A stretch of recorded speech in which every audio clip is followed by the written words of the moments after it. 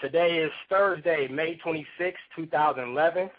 I am Apostle W. Peters, and this is the Last Days Ministries.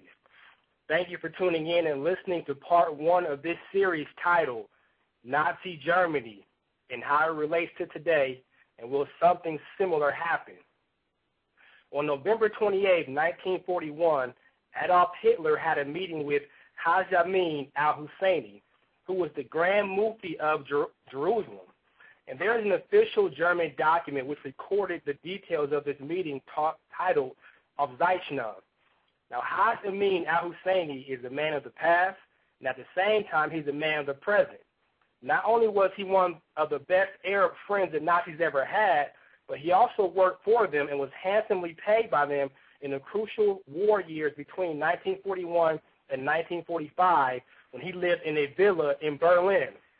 Today, he is a model for many radical Muslims who share his views on the Jews, Christians, Sharia law, and the West.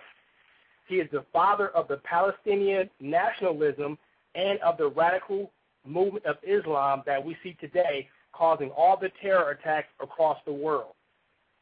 Haj Amin was an intense admirer of Adolf Hitler, and Hitler gave Haj Amin the secrets behind his successful plans to kill the Jews and how he was able to gain population control through propaganda and the use of fear tactics.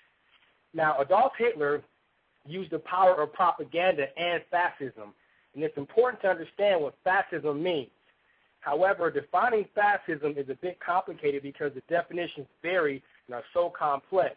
But a very simplistic definition of the word fascism is a system of government marked by centralization of authority under a dictator, which includes stringent socioeconomic controls, suppression of the opposition through terror and censorship, and typically a policy of belligerent nationalism and racism. In other words, an oppressive government or dictatorial control.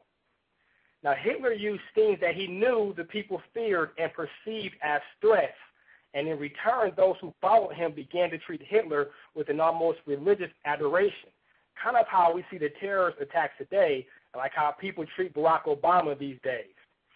In fact, after martial law was declared in Berlin, the people all over Germany turned to Führer worship, which in German means leader worship.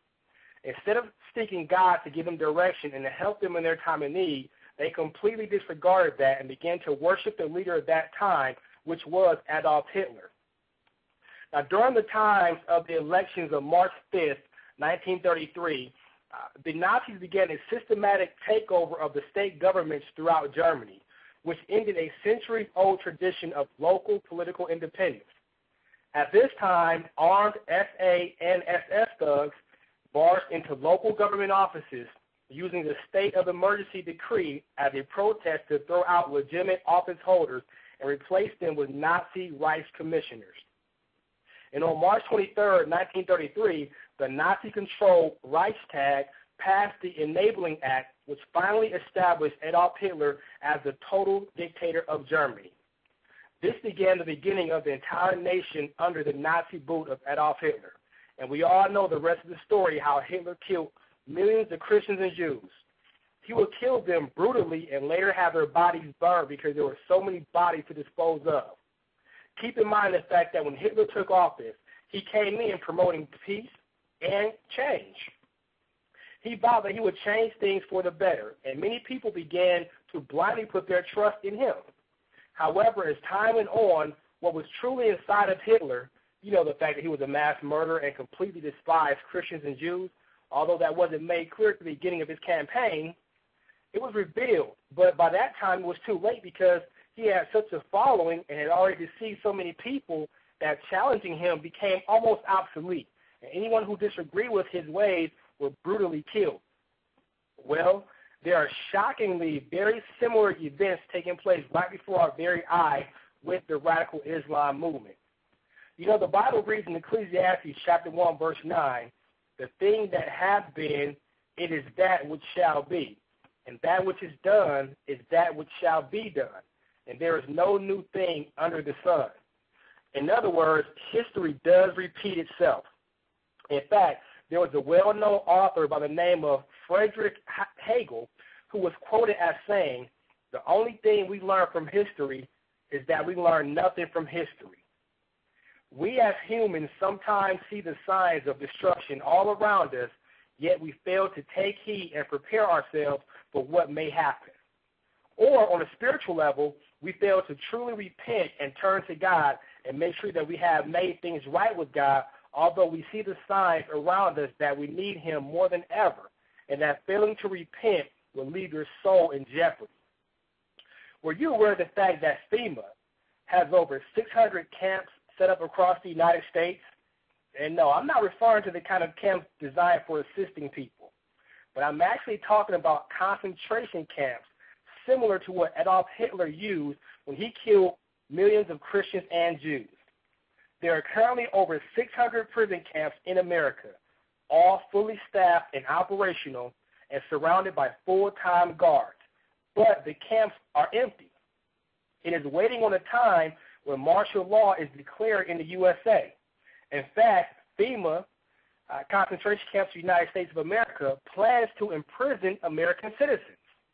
And these camps are fenced on all sides, topped by barbed wire, pointing inward to keep prisoners from escaping, while black helicopters continually fly over the camps to surveillance it. These detention centers are in place for riots in the event of economic calamity, food riots, etc. And the state police are currently being trained for the event of these riots. In fact, in January of 2009, Congress introduced the bill, the National Emergency Centers Act, or H.R. 645, which merges local governments and police under federal control.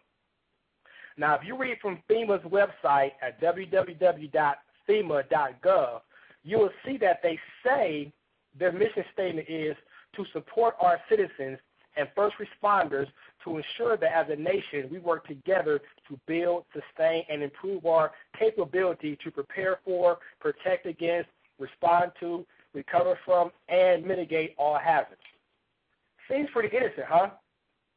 That is, until you learn about the other side of FEMA and more extensions of their laws that they try to keep hidden from you.